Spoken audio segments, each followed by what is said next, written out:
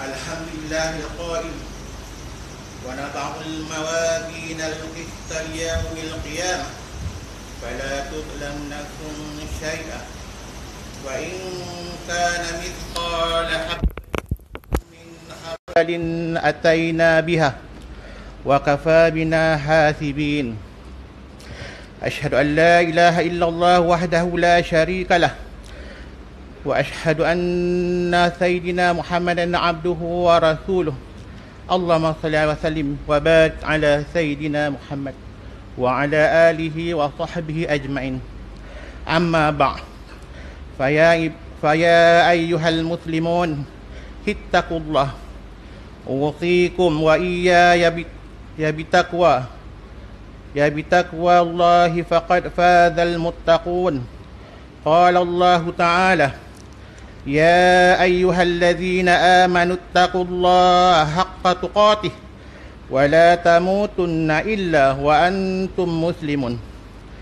Muslimin yang dirahmati Allah sekalian, saya berpesan kepada diri saya dan para jemaah agar bertakwa kepada Allah Subhanahu wa taala dengan melaksanakan segala perintahnya dan meninggalkan segala larangannya. Mudah-mudahan kita menjadi hamba Allah Subhanahu wa taala yang diredai di dunia dan di akhirat. Pada hari yang mulia ini, mimbar akan membicarakan khutbah bertajuk Islam Agama Kasih Sayang. Hadirin sidang Jumaat sekalian, Islam sebagai agama berkasih sayang yang memberi rahmat kepada seluruh alam. Rahmat atau kasih sayang dalam Islam meliputi sekalian makhluk, yang mana ianya tidak hanya terbatas kepada manusia, bahkan menjangkau kepada haiwan, tumbuhan dan sekalian alam. Islam merupakan agama yang benar-benar memerintah penganutnya untuk saling mengasihi dan menyayangi sesama makhluk. Hadis daripada Abdullah bin Amr radhiyallahu anhuma bahawa Rasulullah sallallahu alaihi wasallam bersabda, Ar-Rahimuna yarhumuhum Ar-Rahman irhamu man fil ard yarhamkum man fis sama. Orang-orang yang penyayang itu dikasihi yang maha penyayang, maka sayangilah makhluk yang ada di bumi, nescaya kalian akan disayangi makhluk yang ada di langit. Syekh Nawawi Al-Batani dalam kitabnya Nasahi Al-Ibad sewaktu menghuraikan hadis di atas menyatakan bahawa orang-orang yang penyayang kepada makhluk yang ada di bumi, iaitu manusia dan haiwan, beliau menyarankan agar menyayangi semua makhluk Allah Subhanahu wa taala dengan kadar kemampuan yang ada, walaupun terhadap makhluk yang tidak berakal, dengan kasih sayang serta mendoakan agar diperolehi limpah rahmat dan keampunan Allah Subhanahu wa taala. Dengan itu, kita akan mendapatkan kasih sayang daripada penduduk langit, iaitu para malaikat yang mana jumlahnya melebihi penduduk bumi. Al-Mubarakafuri menukilkan huraian Al-Tibi dalam kitab Al-Tuhfat Al-Ahwazi terhadap hadis yang sama, bahawa beliau menyatakan lafaz makhluk yang ada di bumi itu, iaitu man fil ard, meliputi semua jenis makhluk. Maka berkasih sayanglah kepada orang yang baik, mahupun kepada yang tidak bermoral, iaitu fajir, orang yang berakal, ataupun juga kepada orang yang jahil, dan kepada binatang liar atau burung.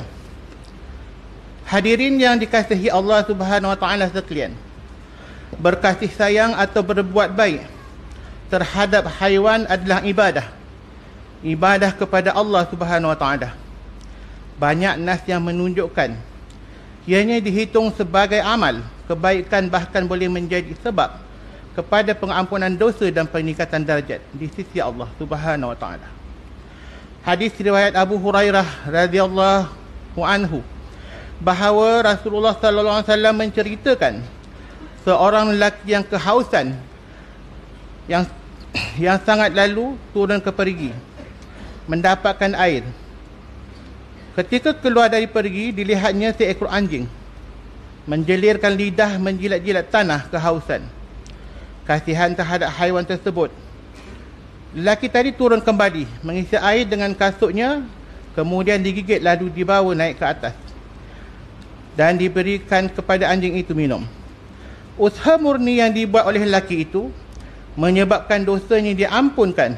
Bahkan dalam riwayat Abdullah bin Dinar serta Ibni Hibban menyatakan lelaki tersebut dimasukkan ke dalam syurga kerana usahanya.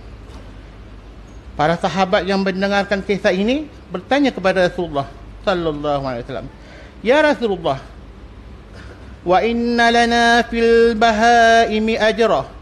Qala, "Fi kulli kabadin rudbatin ajr."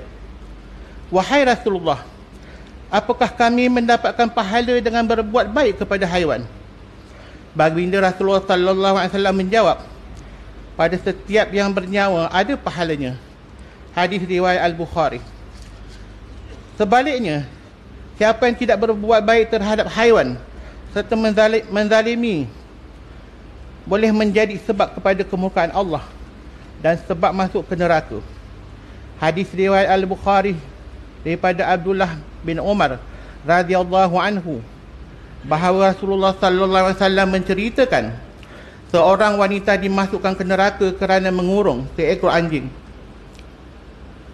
tanpa diberikan makan dan minuman sehingga mati kelaparan dan dibiarkan kiranya bebas mencari makanan sendiri dengan menangkap serangga. Hadirin yang dirahmati Allah Subhanahu wa taala sekalian, penguatkuasaan Akta Kebajikan Haiwan 2015 iaitu Akta 772 yang mengenakan hukuman keras terhadap penjara, yang mengenakan hukuman keras termasuk penjara kepada yang bersalah menzalimi haiwan di negara ini, masih ada lagi dilihat sebelum berjaya membendung penganiayaan terhadap haiwan. Akhbar Sinar Harian 26 Mac 2023 yang lalu menyatakan kes-kes kezaliman terhadap kucing seperti berikut. November 2019, tular video seorang lelaki memasukkan seekor kucing bunting di dalam pengering pakaian di sebuah dobi layan diri. Mei 2020, rakaman video memaparkan tindakan kejam sekumpulan wanita mendera dan memijak seekor anak kucing sehingga mati. Februari 2021, seekor kucing ditemukan mati dalam keadaan tragis dengan keempat-empat kakinya hilang, dipercayai dikerat individu yang tidak bertanggungjawab.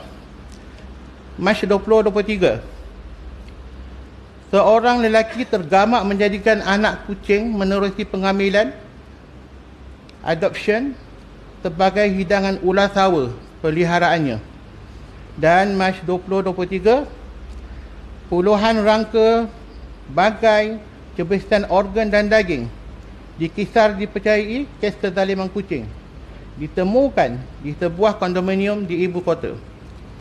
Kes-kes di atas adalah khusus berkaitan kucing, namun wujud kes-kes kezaliman yang dilakukan terhadap haiwan, belaan atau jalanan lain seperti anjing, bahkan terhadap haiwan liar, di mana Akhbar Harian Metro 25 Oktober 2021 mencatatkan sejumlah monyet liar ditemukan mati, dipercayai akibat diracun. Kezaliman terhadap haiwan berlaku apabila tidak diberi makan dan minum, ditinggalkan oleh pemilik yang berpindah, kurungan kotor, diikat dengan rantai yang pendek dan terdedah kepada panas dan hujan. Kaum muslimin yang berbahagia, sesungguhnya Islam telah menerapkan konsep ihsan, berbuat baik dan berkasih sayang dalam kehidupan terhadap sekalian makhluk. Umat Islam sejak pengutusan Rasulullah sallallahu alaihi wasallam yang disifatkan rahmat kepada sekalian alam telah bekerja ke arah membela hak asasi manusia dan haiwan yang telah dicabuli dengan pelbagai jenis pelanggaran seperti kehambaan, kezaliman, pembunuhan dan sebagainya. Ketika itu, tidak ada orang lain yang menyedari perkara ini kecuali pada zaman kemudian di mana institusi, badan, dan organisasi ditubuhkan bagi melindungi, pembela dan menjaga kebajikan haiwan. Rasulullah sallallahu alaihi wasallam mengingatkan sebagaimana hadis riwayat An-Nasa daripada Al-Syarid radhiyallahu anhu bahawa sesiapa yang membunuh burung pipit iaitu usfur bukan untuk dimakan atau dimanfaatkan, maka burung tersebut akan mengadukannya kepada Allah Subhanahu wa taala di hari kiamat. Rasulullah sallallahu alaihi wasallam mengajarkan sebagaimana hadis riwayat Muslim daripada Shaddad bin Aus radhiyallahu anhu bahawa sesiapa yang mahu membunuh atau menyembelih haiwan, maka sempurnakanlah secara baik dengan menajamkan alatannya dan mempermudahkan sembelihannya. Rasulullah sallallahu alaihi wasallam ketika melihat seekor unta yang sangat kurus menegaskan kepada sebagaimana hadis riwayat Abu Daud daripada Sah bin Al-Hanzaliyah radhiyallahu anhu bahawa Rasulullah sallallahu alaihi wasallam bersabda, bertakwa atau takutlah kalian kepada Allah Subhanahu wa taala dalam menguruskan haiwan dengan menungganginya secara baik dan memakaninya secara baik. Abu Dzar radhiyallahu anhu meriwayatkan Rasulullah sallallahu alaihi wasallam menyampaikan sebuah hadis qudsi bahawa Allah Subhanahu wa taala berfirman, ya ibadi inni haramtu dzul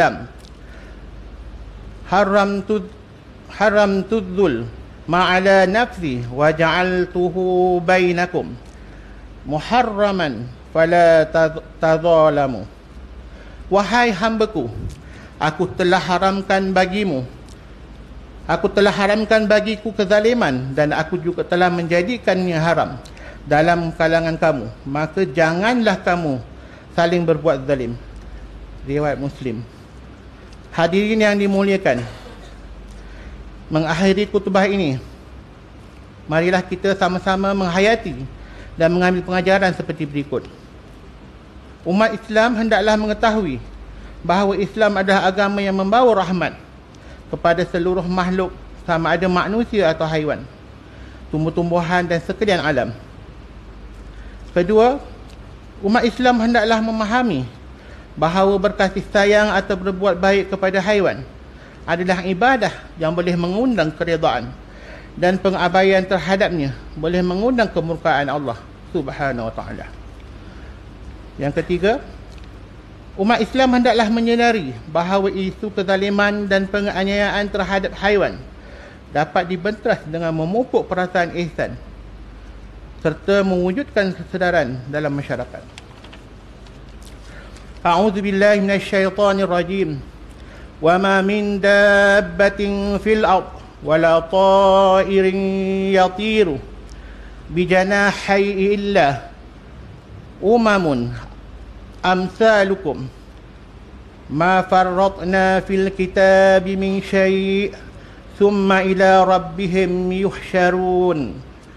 Dan tidak seekor pun binatang yang melata di bumi, dan tidak seekor pun burung yang terbang dengan kedua sayapnya, melainkan mereka umat-umat seperti kamu.